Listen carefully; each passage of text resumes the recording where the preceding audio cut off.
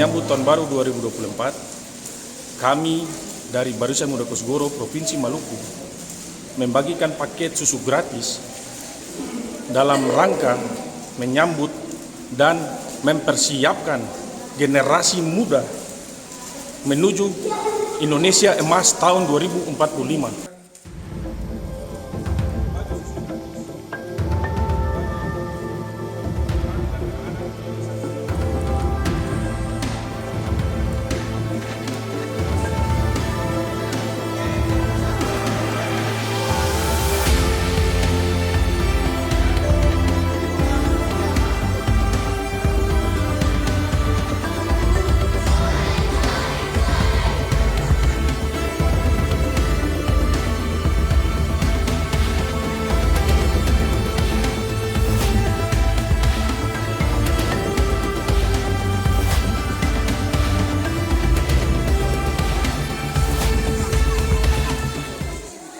Terima kasih untuk para pemuda dari Barisan Muda Kosgoro karena telah memberi bantuan kepada kami berupa susu dan sebagainya. Kami berterima kasih sebanyak-banyaknya atas gizi-gizi yang telah diberikan kepada kami. Terima kasih banyak.